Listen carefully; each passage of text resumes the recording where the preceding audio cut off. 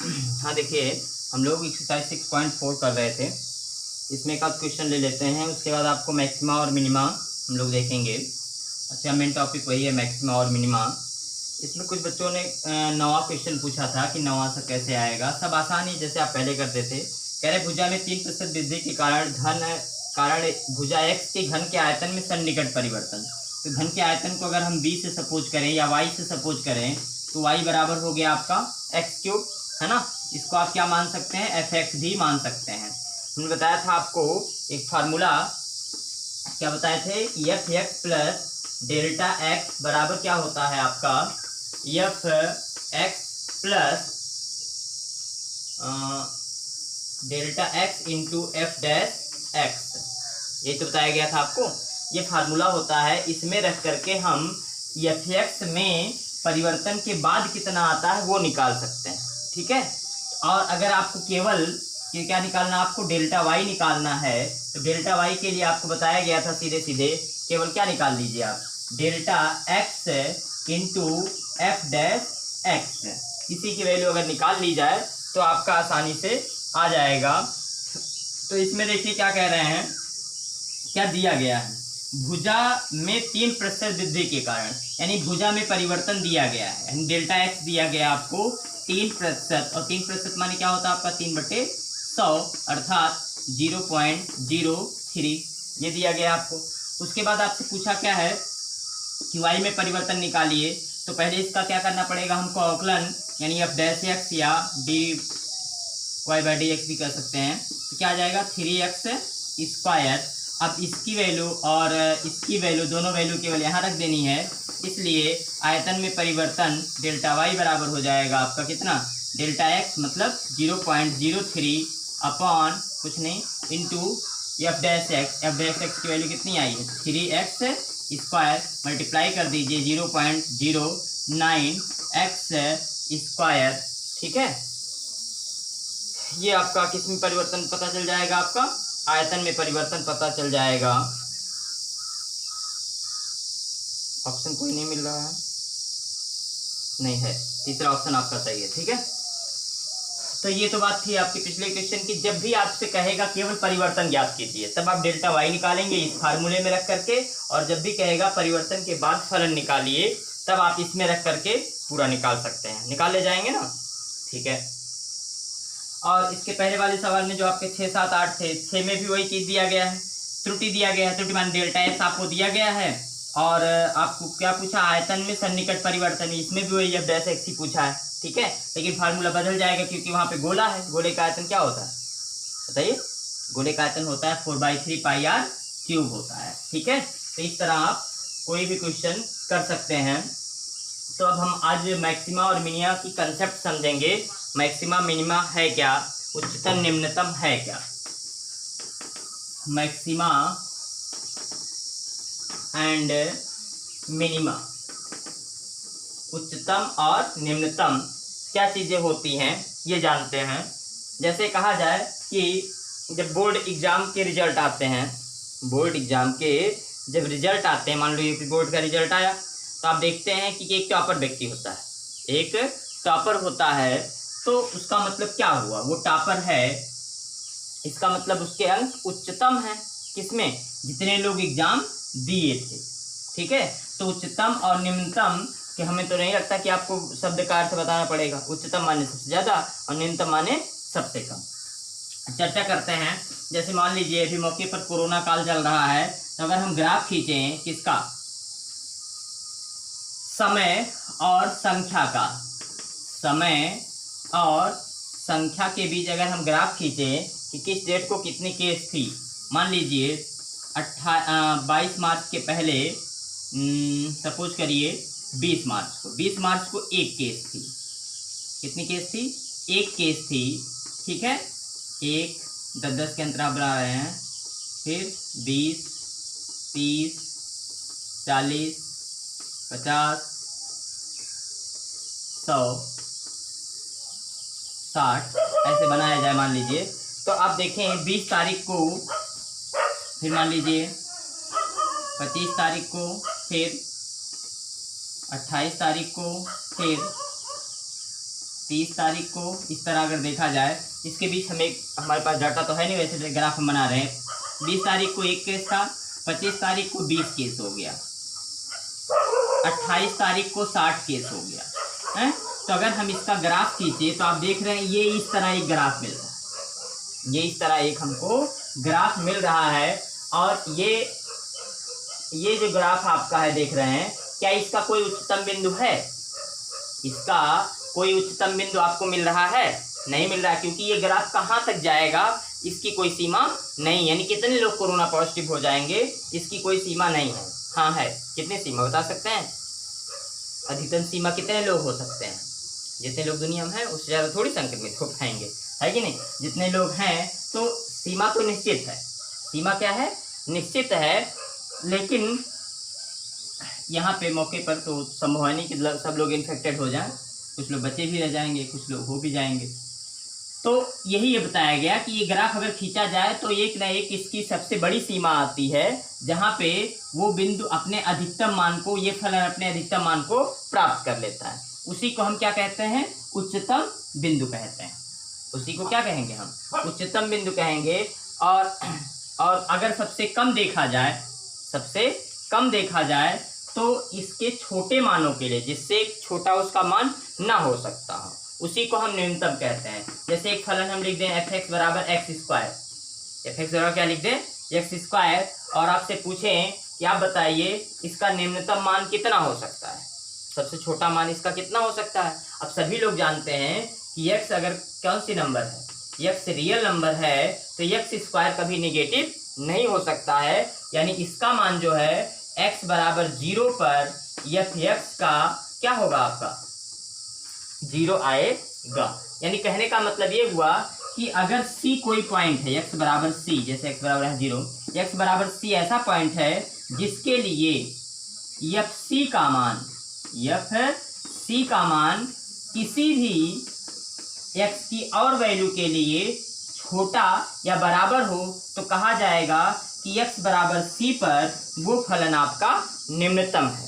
x बराबर c पर फलन क्या है? निम्नतम है। और अगर fc क्या हो?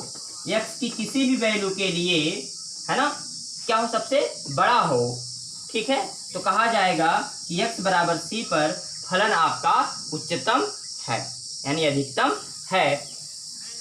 अब इसका प्रयोग किस में किया जाता है? मतलब इसका प्रयोग हम डेरिवेटिव में कैसे करते हैं? इसमें आप डायरेक्टली बता सकते हैं इसका निम्नतम मान कितना होगा, x बराबर 0 पर ये 0 है, ठीक है। ऐसे ही कुछ फलन मिलेंगे जिसका हम निम्नतम मान उच्चतम मान डायरेक्टली बता सकते हैं, ठीक। तो ये बिना अवकलज के, ठीक है। लेकिन अवकलज का प्रयोग करके भी ज्ञात किया जाता है। 2 अवकलज परीक्षण होते हैं। अवकलज परीक्षण कितने होते हैं? 2। एक आपका होता है प्रथम अवकलज परीक्षण और एक आपका होता है द्वितीय अवकलज परीक्षण। तो पहले हम बिना अवकलज परीक्षण के देखते हैं कि कोई फलन मान लो दे दिया जाए x square plus 4x plus 5 और कहा जाए इसका न्यूनतम या उच्चतम मान बताइए। आप गेस करिए, बता सकते हैं? बताइए, बता सकते हैं कि नहीं बता सकते हैं? इसका उच्चतम या निम्नतम मान बता सकते हैं? बोलिए। चलिए प्रयास करते हैं। अगर यही चीज ऐसे लिखी होती, f(x) बराबर x स्क्वायर प्लस 3, अब इसका निम्नतम मान बताइए। इसका निम्नतम मान क्या हो सकता है? आप जानते हैं कि वर्ग संख्या का निम्नतम मान 0 पर होता है, अर्थात इसका मान तो 0 हो जाएगा। 0 प्लस 3 मतलब 3, यानी 3 से छोटा इसका मान नहीं हो सकता। लेकिन यहाँ क्या कंडीशन है? देखिए यहाँ क्या ऐसा है? नहीं है। लेकिन क्या हम इसको ऐसा बना सकते हैं? ऐसा बनाना मतलब x में पूर्ण वर्ग बना लें, बाकी संख्या अलग कर दें। चलो इसको पूर्ण वर्ग बनाते हैं। x स्क्वायर प्लस 4x को लिख दीजिए 2 इंटू 2x, 2ab के फॉर्म में लिखना चाह रहे हैं, प्लस b स्क्वायर मतलब हमको 2 का स्क्वायर चाहिए, यानी 4 अलग हो गया और 5 में से 4 अलग बचा कितना? 1। तो यहाँ से यहाँ तक का अगर फार्मूला देखें तो x प्लस 2 का होल स्क्वायर प्लस 1, ये क्या मिल गया आपको? f(x) मिला। अब इसका निम्नतम मान तो हो सकता है लेकिन उच्चतम मान नहीं हो सकता, क्योंकि हम जैसे जैसे बड़ी संख्या लिखते जाएंगे वैसे वैसे इस संख्या का मान बढ़ता जाएगा, और यानी इसका कोई उच्चतम मान नहीं लेकिन निम्नतम मान है। निम्नतम मान है, आप जानते हैं ये निम्नतम तब होगा जब वर्ग संख्या आपकी क्या हो जाए, शून्य के बराबर हो जाए। किसके बराबर हो जाए, शून्य के बराबर हो जाए, अर्थात x + 2 बराबर कितना हो जाए, 0, अर्थात x बराबर कितना हो जाए आपका -2, यानी x बराबर -2 पर इस फलन का मान निम्नतम है। लेकिन निम्नतम मान कितना है, ये तो हमने पता किया किस बिंदु पर निम्नतम है।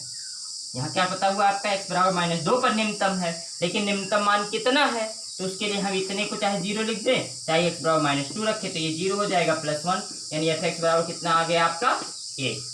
ठीक है, तो ये बिना अवकलज परीक्षण के हमने चेक किया कि फलन का निम्नतम मान और उच्चतम मान कैसे निकालते हैं। mod x दे दे तब बताइए, mod x अगर आपको दे दे तब क्या कि उसका निम्नतम मान कितना होगा, आप बता सकते हैं। जैसे f(x) बराबर लिख दिया जाए, f(x) = mod of x, इसका निम्नतम मान फिर वही, क्योंकि ये संख्या निगेटिव हो नहीं सकती है ना, ऋणात्मक नहीं हो सकती है, इसका मतलब ये हमेशा क्या आएगा आपका, इसका न्यूनतम मान 0 होगा। ठीक, तो इस तरह हम जान सकते हैं। अब प्रयोग करते हैं प्रथम अवकलज परीक्षण। कौन सा, प्रथम अवकलज परीक्षण। ग्राफ से देखते हैं कि अगर कोई फलन का ग्राफ मान लो ऐसे बन गया, ठीक, कोई फलन का ग्राफ क्या बन गया, ऐसे बन गया, तो इसमें अब उच्चतम न्यूनतम बता सकते हैं। यहाँ उच्चतम देखिए, यहाँ पे उच्चतम न्यूनतम बताने का मतलब हम किसी अंतराल में बताएंगे, जैसे यहाँ से लेकर के यहाँ तक, इस अंतराल में मान लो x बराबर 0 है और ये x बराबर पाई है, ठीक, यहाँ x बराबर 2 पाई, ऐसे मान लीजिए है आपका। ठीक है, तो अगर देखा जाए तो 0 से पाई के बीच में इसका उच्चतम मान यहाँ होगा, इसका उच्चतम मान क्या होगा, यहाँ होगा, और इसका निम्नतम मान यहाँ होगा इस अंतराल में। ठीक है, तो अगर हम आपसे यही चीज ऐसे पूछें कि ये बताओ कि यहाँ से लेकर के यहाँ तक, मान लो यहाँ x बराबर c है, x बराबर क्या है यहाँ पे c है या a है, a मान लेते हैं, x बराबर a है। अब आप ये बताइए कि यहाँ से लेके यहाँ तक ये फलन वर्धमान है कि ह्रासमान, बताइए। अरे यहाँ से जब इधर जा रहा है तो बढ़ रहा है ना, तो कैसा फलन हुआ आपका, वर्धमान फलन हुआ, और इसके बाद ये क्या है, ह्रासमान है। तो वर्धमान ह्रासमान की जो कंसेप्ट होती है उसको लगा दे तो वही आपका प्रथम अवकलज परीक्षण बन जाता है।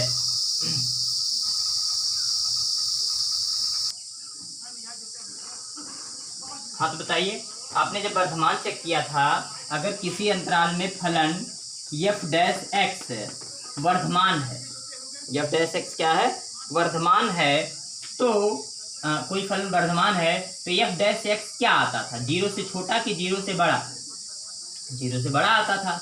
यानी f' अगर 0 से बड़ा है तो कहा जाता है कि उस अंतराल में फलन क्या होता है, वर्धमान होता है। ठीक है, और इसके बाद अगर इधर देखें हम, इधर, ठीक है, तो इधर देखें तो इधर फलन क्या हो रहा है, ह्रासमान हो रहा है। इसका मतलब इस स्थिति में f' क्या होगा आपका, ऋणात्मक होगा। यही अवकलज परीक्षण है, प्रथम अवकलज परीक्षण है। ये कह रहा है कि अगर f' बराबर 0 हो, यानी x बराबर a पर f' का मान 0 हो, और f' का मान इसके बाईं ओर के लिए क्या हो, पॉजिटिव हो, इधर क्या हो, पॉजिटिव हो, और इधर जाने पर इसके दाईं ओर के बिंदुओं के लिए f' क्या आ जाए, नेगेटिव आ जाए, तो उस अंतराल में ये फलन आपका क्या होता, मतलब उस बिंदु पे x बराबर a पर ये फलन आपका उच्चतम होता है। आई बात समझ में। यानी उच्चतम निकालने के लिए क्या हम अवकलज परीक्षण अगर करेंगे, पहले हम निकालेंगे कि किस बिंदु पे f' 0 है, f' किस बिंदु पे 0 है, उसको सॉल्व करके हम वैल्यू निकालेंगे, x बराबर a मिल जाएगा हमको, यानी x बराबर a पर ये वैल्यू आपकी 0 है। अब ये चेक करेंगे कि ये फलन x बराबर a पर वर्धमान है कि ह्रासमान, दोनों हो सकता है, वर्धमान ह्रासमान दोनों के लिए f' कितने के बराबर होगा, 0 के बराबर होगा। क्यों, क्योंकि आप यहाँ देख रहे हैं, यहाँ पे अगर हम स्पर्शी खींचेंगे तो ये स्पर्शी किसके समांतर आएगी, x अक्ष के। यहाँ पे अगर हम स्पर्शी खींचेंगे तो ये स्पर्शी किसके समांतर आएगी, x अक्ष के। और जो स्पर्शी x अक्ष के समांतर होती है उसकी प्रवणता 0 होती है, उसकी प्रवणता कितनी होती है, 0। और प्रवणता को हम dy/dx या आप कह सकते हैं एफ डैश एक्स से प्रदर्शित किया जाता है। यानी जहां पे उच्चतम होगा या निम्नतम होगा उस बिंदु पे क्या होगा आपका एफ डैश एक्स की वैल्यू 0 के बराबर होगी। उसके बाद हम क्या करेंगे, उसके बाद चेक करेंगे अगर चिन्ह दाईं ओर से बाईं ओर जाने पर बाईं से दाईं ओर जाने पर प्लस से माइनस में बदल रहा है तो x बराबर a पर फलन आपका उच्चतम होगा। और अगर यहाँ देखते हैं, अब यहाँ देखो ये फलन क्या है, इधर अगर आप देखें तो जैसे जैसे x की वैल्यू बढ़ रही है वैसे वैसे y का मान क्या होता जा रहा है, कम होता जा रहा है ना। यानी ये फलन इधर क्या है, ह्रासमान, और इधर जाने पर देख रहे हैं हम क्या है, वर्धमान है। यानी इस स्थिति में एफ डैश एक्स 0 से छोटा रहेगा और इधर जब जाएंगे तो एफ डैश एक्स 0 से बड़ा रहेगा। अर्थात यदि एफ डैश एक्स मतलब x बराबर a पर एफ डैश एक्स 0 हो, x बराबर a पर एफ डैश एक्स क्या हो, 0 हो, और चिन्ह धन से ऋण में बदले, इधर पहले इधर के मान रख लीजिए। जैसे मान लो x बराबर 3 पर चेक कर रहे हैं तो x बराबर 2 रख के देख लो और x बराबर 4 रख के देख लो। 2 रखने पर अगर आपका पॉजिटिव आ रहा है, 4 रखने पर नेगेटिव आ जाए तो जान लो x बराबर 3 पर फलन उच्चतम है। फिर क्या करो आप, तो वही चीज आपका अगर आपका एफ डैश एक्स पहले नेगेटिव आ गया, 2 के लिए नेगेटिव आ गया और 4 के लिए पॉजिटिव आ गया तो जान लीजिएगा x बराबर उस बिंदु पर यानी a पर या 3 पर वो फलन क्या होगा, निम्नलिखित होगा। ठीक है, तो आज इतना ही। अब आप इसको तैयार कर लीजिए, इसकी प्रथम अवकलज परीक्षण और उच्चिष्ट निम्नलिखित की कंसेप्ट आप लिख लीजिए। कुछ लोग कह रहे हैं बहुत तेज पढ़ाया जा रहा है, एक दिन में एक प्रश्नावली में 2 दिन देते हैं। ठीक है, आप एक दिन में कंसेप्ट क्लियर करिए, सारी परिभाषा लिखिए और दूसरे दिन आप उसको रिवाइज करके अच्छे से लिख लीजिए। ठीक, ग्राफ समझना चाहे समझ लें।